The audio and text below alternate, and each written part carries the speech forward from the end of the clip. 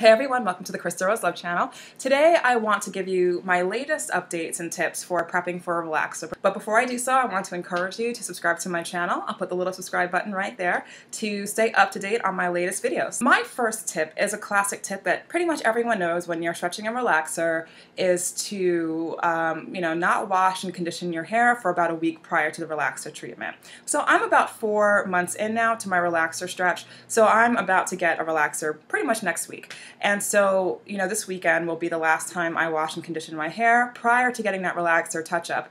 And so, the one thing that's like a downer about that is that I love to work out. I'm not going to work out the week of, prepping for a relaxer because I'm going to want to wash and condition my hair and, after working out, and that's like a no bueno for me if I can't do that after a really sweaty session. So I like to just take a break, and actually what I like to do is do a whole bunch of cardio workout before my last wash and condition prior to the relaxer touch-up, and then the moment I get my relaxer, go ahead and go straight to the gym. So that's like a whole thing. It's like a system I've worked out, and it all works out. Actually, something else to keep in mind is, working out before a relaxer anyway is probably not a good idea, because if you're building up sweat and all that on your scalp, you don't want your scalp to be, super sensitive anyway.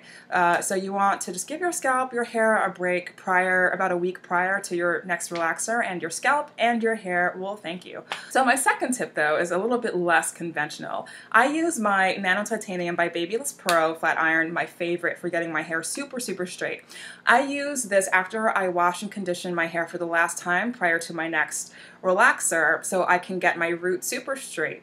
And the reason why, not just my roots, but all of my hair super straight. And the reason why this works so well, and spread the word about this because it's a great tip, and it's worked out for me actually in terms of, as my hair gets longer and so forth, is that when 4 to 5 days, 6 or 7 days go by, when you sit down in your hairstylist chair, it's a lot easier for them to see the curly root compared to the relaxed ends, because after about a week, your hair, just based on daily life and humidity, your roots will curl up quite a bit, and your relaxed ends will of course stay straight. So it's very clear what part of your hair needs to be relaxed and what parts they should leave alone, which is the already relaxed part. There's no point in re-relaxing relaxed hair. And so your hairstylist, knowing that, it'll be very clear where to stop applying the chemical.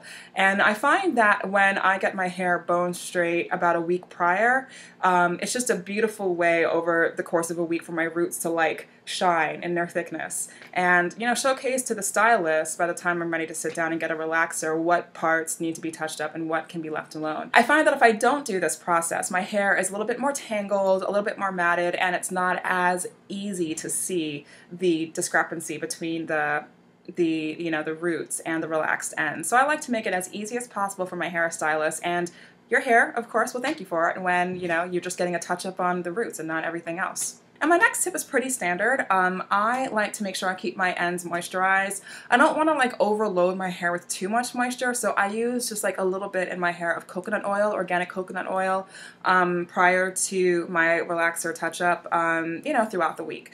And so I use Spectrum Organic Virgin Coconut Oil. I think I've talked about this quite a bit, but I love it. And I just put just a little bit because I don't want my hair sopping in coconut goodness prior to the relaxer. I just want my hair to be sufficiently moisturized.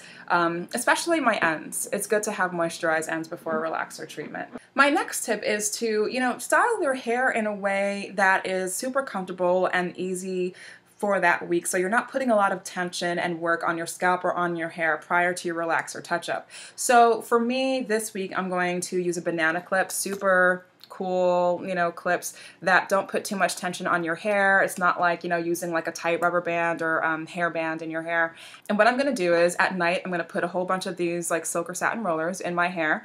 And then in the morning, take out the rollers, let the curls luxuriate, and then, put this banana clip in my hair, and I have a beautiful, curly, thick ponytail in the back of my hair for a week. And every night, of course, I'll put the curlers in my hair, so I continue to have a really nice, pretty, pretty curls. But yeah, it's a great way of not putting too much stress on my hair prior to my relaxer touch-up.